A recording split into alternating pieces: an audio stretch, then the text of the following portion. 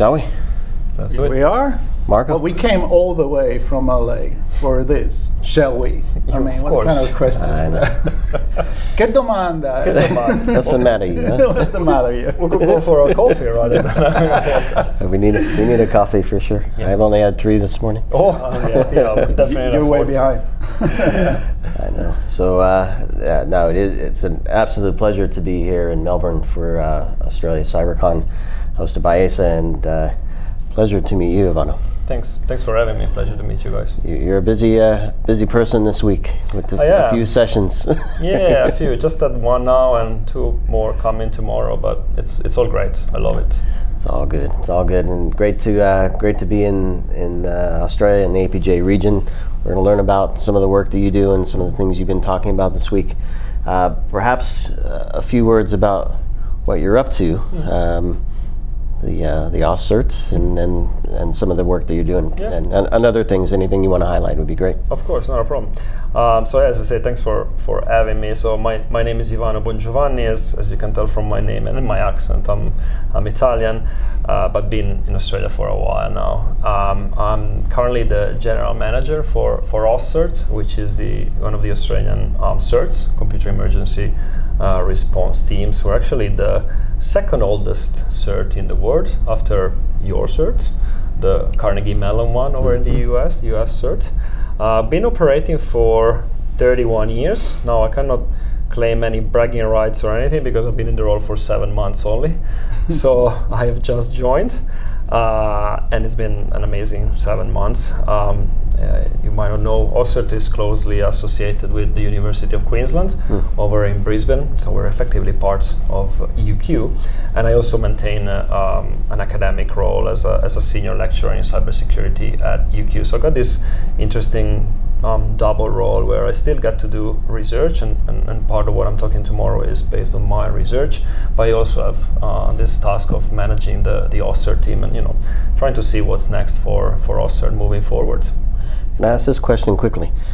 Do some of the students get to participate in AUSCERT? Do they get to be part of it, contribute to some of the research to what the team does? Yeah, AUSCERT is more like a standalone entity, if you want, within UQ. UQ has this big research center called UQ Cyber. So students typically participate in UQ Cyber.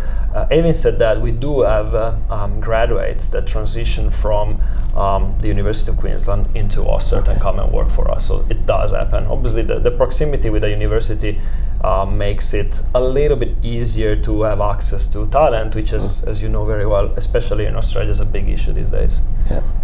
So we say you're a busy guy here in these days, and tell us a little bit about the presentation that you're having here. Yeah, so I'm having 2 presentations tomorrow. One is a more traditional presentation, and the other one is a workshop. So in the presentation, I will be talking about a piece of research that I've done with my team at the University of Queensland on the factors that affect decision making in cybersecurity. The workshop will be more around data governance practices. So maybe I'll say a little bit about the first one and then about the second one as well. So the piece of research was conducted with 6 large organizations across different industries. And what we did, we interviewed 6 cyber professionals in each of those organizations. And we looked at people at the operational level, so your typical SOC analysts, at the tactical level, which is what we define, GRC space, so really risk and compliance and support to operations, and then at the strategic level, being that your CISO, your C-suite, board members, and so on. And what we asked them was to try and unpack when they make cybersecurity decisions at all of those levels. So from how do I configure my SIEM into how am I going to write my incident response policy? What are the contents that I'm going to put into it? Into shall we take cyber insurance or not? try to figure out what are the factors that drive those decisions. When you are in the moment where you and your team have to make the decision, what are you thinking of? Because we thought that if we were able to map all of that out, it would be a great reflection tool for decision makers in organizations to go, hey, I know what the evidence is telling me. Have I looked at all the different things that could impact my decision? Have I thought of everything before I made the decision? So the findings were quite interesting from that perspective, and tomorrow's presentation is going to be mainly about what those findings are. I'm going to guess money. Yeah, that's one of the big ones. Yeah, that's a good guess. Possibly so we actually identified 4 levels of impacts. What happens at the industry level as an impact? What happens at the organizational level? What happens at the team level? And what does happen at the individual level? So those are the 4 slices that we have identified. Certainly money is a big one. That's at the organizational level. At the industry level, probably stronger than that, and even more stronger, is regulations. Right? Yeah. So obviously, exactly.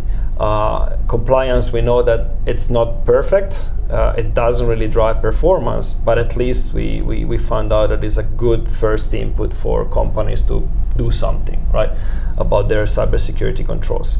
And then there's other interesting factors that go down to the organizational level. I'm thinking of organizational culture. Are we risk averse or not? Down to the more individual level. So things such as access and exposure to fora, like, for example, AISA. So access to knowledge and being part of a group of professionals that work in the same profession has a strong impact in how people make decisions. Because obviously, if you have heard somebody talk about something in their own experience, especially when you don't have other evidence to make your decision, you can probably rely on that, right? Yeah. And good or bad that can be, because in some cases, it might lead to suboptimal decisions. But we thought that it's important to at least have an understanding that that's what happens in people's brain. And obviously then there's biases, because at the end of the day, we're all humans. We are all affected by our biases, and how we make decisions, and we need to be conscious of those, at least. So two questions for you on this. So, I know we've heard referenced here in the last couple of days, FS-ISAC having a presence here, which ISACs and ISAOs are U.S. rooted initially. Are there extensions here from the U.S., and does Australia have their own info sharing orgs? Yeah, we do. So there's a lot of ISACs across Australia, across different industries. One example, for example, is in the higher education sector. I'm thinking of universities. So in Australia, we have 43 universities, if I'm not wrong, and there's an ISAC that is set up by an overarching body that actually facilitates information exchange within that specific industry. We also, I know that Australia is in the process of setting up a healthcare ISAC, so obviously dedicated to organizations that operate in that specific industry. And needless to say, we know information sharing in cybersecurity is essential. So there's a lot of work that is currently being done on trying to raise awareness on the fact that, hey, it is okay to share things such as your IOCs or dynamics that you're seeing in your environment within certain containers where it is safe to do so. And even in terms of the recent regulations, I'm thinking obviously you guys are aware of the cybersecurity bill and are aware of the fact that there is now a mandate to disclose ransomware payments. Obviously that speaks to the fact that even the regulator is saying, don't worry about sharing, we're not going to come after you because you have shared. So that speaks to this willingness to create safe conditions for sharing. And again, I can speak about the higher education sector. It is a great industry from that perspective, because there's this willingness to really collaborate, because people know that today is me, tomorrow is you, right? So we need to kind of make sure that we are across the threats that we're facing. Yeah, absolutely. The second question I had is around data, but less about the threat and attacks and IOC and indicator of compromise, and more about what's inside the organization. So I have a belief that there's security data that can help define a business opportunity, or at least unlock opportunities within the business, which is kind of at the strategic level of maybe some of the research you did. Are we starting to see where security can help define where business should focus and to unlock new opportunities? Have I got a couple of hours? Sure, come back. It is a great area of passion for me, what you just mentioned. And actually, it's a great segue to my second presentation, which is this workshop on data governance. My answer to your question is yes. And we actually, and it's not just me saying it, we heard of it from Joe Sullivan's presentation. And I attended a couple of other presentations where there were people saying the amount of data that security as a function has access to is unbelievable, right? Now, data governance is a tricky one. Because as we say, it's not a sexy topic. It is extremely difficult to do. Because for some of those large organizations, just even knowing where your data is, who has access to it, under what conditions, and what are they doing with it, is that personal identifiable information or not? All of those questions are incredibly difficult to answer. And I do have a feeling, this is not evidence-based, but based on my conversations, I do have a feeling that it's a lot of the too hard to do basket, right? And that's why I think that there's been such a strong drive on cybersecurity investment. And I always use the analogy of a pyramid. By over-investing in cyber, we're really patching the top of the pyramid, but oftentimes we forget about the foundations, which is data governance. Where is the data?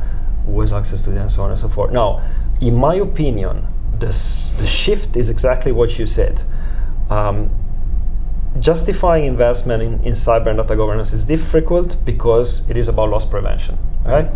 I'm a CEO, I don't want to spend money for something that in the best case scenario doesn't lead to absolutely anything, right? I want to create value. I want more customers, I want to expand my market, I want all of those. Now, if we can shift the narrative around the fact that it's not just about loss prevention, it's also value creation. And an example is business intelligence, right? If we can find ways to structure unstructured data, we're gonna know where is what and who has access to it, loss prevention. But also understand things such as, are we being efficient with our operations? Are there parts of our business or our infrastructure that should be decommissioned, that are just costing us money in maintenance and are not delivering value? So all of those, I think, the second bit, I think, is a much stronger argument to go and knock at the door of the CFO and say, hey, I need investment in data governance, cybersecurity, call it as you want. I'm not a big fan of the concept of data governance because I think it's difficult to understand, but something along those lines. Right. And I don't know, Marco, do you remember the conversation we had with, it was a film company? Oh, wow, yeah. It was a long time ago, but this was kind of the inspiration for me, where back in the day, the films would be captured and then physically transported from on location to production and then to post-production, all these things. And this organization said, if we securely find a way to do this digitally, we can change the way this industry works, and we'll have a first run at this new opportunity. And they were very, very successful with that. So it was led by a secure method. Of course, it's cloud and it's data storage and all that. But for me, that was the inspiration of using data security to drive new business opportunity. For me, that's what I was going to ask, which is the use of technology and how new technology comes into play in the decision making. So AI, but also kind of like a vendor driven investment, right? Like the marketing, the buzz, zero trust or whatever it is. And does this become a factor in the decision making itself? Yeah, look, there is one thing, without wanting to be too academic, there's a phenomenon called mimetic forces in action when companies make decisions. And this is not just cyber, this is any decision. And it kicks in particular when decision makers don't have enough information about where to go, if they should go A or B. The default approach when you don't have enough information is, what are our competitors doing? Follow Exactly. Yeah, follow what everybody else is doing. And look, to be honest with you, in cybersecurity, considering how nascent our industry is compared to, say, HR, finance, marketing, whatever, it's quite understandable, right? So vendors obviously drive a lot of that, because one vendor has exposure to a number of other organizations. So they do know what the different organizations are doing. And they are actually able to replicate some of those things across the different organizations. So a lot of times companies approach vendors and ask the question, hey, what are you seeing in my industry? And what is best practices? The problem with cyber is that defining what best practice is incredibly challenging. And if that is missing, people just try to look at what everybody else is doing. Hopefully you can get a little bit higher than what the average is. But again, it's not perfect. It is what it is at this stage. You mentioned two other, I'll call them service categories, HR and marketing. To me, those are two industries, whatever you want to call them, that have really dialed up. If we understand our employees really, really well, use all that data we have about them, we can keep them productive, we can keep them healthy, we can get the most out of them as a resource. Same for marketing. If we dial that up, we use all our sales and marketing data, we can get the best leads to the sales, to the renewals, and it's all data driven. So I have this view that security data exists where we can do that same kind of dial up. I don't know if executive teams are ready for that. Sounds like maybe they are. Well, I mean, there's more and more CDOs positions, being that chief data officer or chief digital officer, right, created. Now, there was a big drive a couple of years ago. It hasn't really been up to speed as much, and I don't really know why. But if you think about it, when you blend together loss prevention and value creation, as we said before, and just boil it down to, as you said, data, it makes a lot of sense to have a CDO that does a little bit of both. Now, you also don't want to half cook loss prevention and value creation. So, is there something that different parties need to do? So, you want to strengthen your loss prevention, well, you're going to give a task to the CEO and the CRO if you have a chief risk officer, right? Or somebody else in that type of role. It is still a lot of ongoing conversation, but I agree with you. At the end of the day, you boil it down to data, and then you decide where you want to go. Yeah. Anything that inspired you in these days that you were here? You say you saw Joe Sullivan. We got to talk to him. We're actually in the same hotel, so we get to run into him too. He's a great guy. We had him on the show a few times, and we know the story he went through. But we thought we heard some feedback of his presentation. I'm pretty sure everybody was excited about it. What do you think about it? I was very, very happy, and it was incredibly inspiring. So I shared that kind of feedback. I think he was able to show the power of storytelling. And I believe there is actually a couple of presentations on storytelling in cybersecurity, which is another interesting perspective that is not very common in the cyber industry. So incredibly inspiring.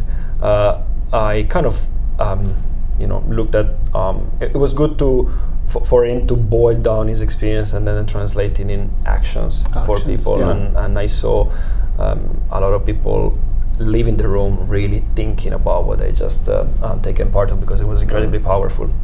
And in general, this is a great conference. There's a lot going on, obviously, as all of these big conferences. I think speaking with people, everybody loves the networking side of it, where in 3 days you can really get to meet a lot of people, have exciting conversations. I finally managed to see people in person that I've never seen in my life, other than Zoom or Teams, right? Yeah, that's always a plus. It's great. Yeah. I haven't had a chance to ask this question yet, so I'm gonna give it to you first. Okay. And it's related to Joe. Lucky. I'm lucky, I don't know. It's related to Joe's experience. We have a good friend, Tim Brown, who's also experienced some challenges in the U.S. in the CISO role. And the reason I'm going to ask you the question is because of the new cyber law with the reporting. Kind of gives a safe. It enters the idea that there's a safe space to share, right, as you described. So my question is, in Australia, and I don't know if you have a view outside of Australia, the role of the CISO. In the US, there's a lot of pressure. and now even some legal pressure as well. How do you see the CISO role in Australia in that regard? Well, as you probably know, we're always a little bit behind what happens in the US, so we try to play catch up. But what happens in the US is a reasonable predictor of what's going to happen over in Australia. Now, I was quite surprised, to be honest. One of the topics I've been working on is board members' liability in case of cybersecurity and data breaches. And as you probably know, I think it was March 2023, I believe, SEC proposed a piece of legislation that would actually closely connect board members' actions with potential liability in case of data breaches. Now, that law was pushed back; it didn't go through. There's still obviously, instances where there could be personal liability for board directors in case of a data breach, and the idea was more about having board members disclose what cybersecurity competencies and skills they have, because that's the assumption is that, well, if they do know something about cyber, investors are going to be a little bit more happy to invest in that specific company, because a data breach, might still happen, but you're going to have that top leadership buy-in that is very much necessary. Now, all of that to say that we actually, so some of the comments were in the US where, board members have actually been let off the hook with this change in cybersecurity regulation. And again, I think the more sophisticated comment on that was that that's not exactly true. What has been growing is more burden on CISOs to produce the evidence for the directors that they're actually doing as a company the right things when it comes to cybersecurity. And in Australia, we're seeing the same dynamic. So it is a squeeze. Yeah. It is a squeeze. And ASIC in Australia, the regulator in that case, it's the SEC equivalent, right? Yes, exactly.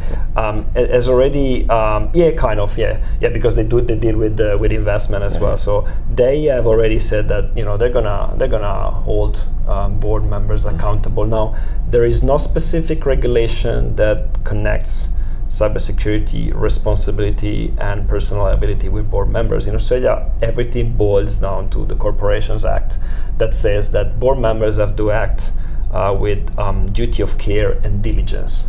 Obviously, if it emerges from investigation that the company has not invested enough in cybersecurity, where negligent in cybersecurity practices, that could kick in this clause of duty of care and diligence, because board members probably have not performed within this duty of care and diligence. So all of this long explanation to say we're saying similar dynamics, things are squeezing in, board members and top leaders in general have to be more accountable. They're going to become more demanding towards CISOs, which is going to increase the pressure on CISOs. Yeah. Another reason not to be a CISO. No, I didn't say that. We won't reason number one. There's a reason I'm not. There's a reason I'm not a CISO. I have tremendous respect for them. 100%. Same. Absolutely. Well, I think it comes down to the fact that it's very complicated, and it's, as you said, and as we know, we expect to be a mature industry. We talk about maturity all the time, but it's a young industry. We're still figuring out as we go. I mean, what about the responsibility of the vendor? Oh, yeah. No, they're off the hook. I mean, right? Yeah. So no liability on that. We saw a few things happen in the recent months. Well, and third-party risk, just to finish off, is another massive topic here in Australia. Okay. Yeah. Maybe we can have a chat on that separately. Absolutely. You were definitely welcome to join us besides the regional event here, which we're happy to be, and hopefully we'll be back next year. I wouldn't say no. Of course. And then, of course, trip to Australia is always good, right? Yeah, and you can join us on one of our online episodes. Absolutely. On Redefining Cybersecurity with Sean. I'll be part of it too. Thank you so much. Thanks, guys. Yeah, thanks super fun, super informative. Really great conversation. Yeah. Absolutely appreciate it. Yeah. My pleasure. Yep. And enjoy the rest of the conference. Thank you so much. And for everybody watching, you can get in touch with any of our guests just by checking out all the podcasts that we've been publishing. There is way many more where this came from, because we're still in this room for for a while. For It the looks next like couple- separate episodes to you. It's one long episode. For us. Exactly, but we will be filming on outside in the Yes. in the center, expo center as well. So stay tuned, subscribe, and we got many more coming. I don't know how many. I don't 10? know. I think 10 from today. All right. Something like that. So All right, Wow. let's Great. go. fantastic having Thanks you. for Thank your you. Thank you very much. Thanks.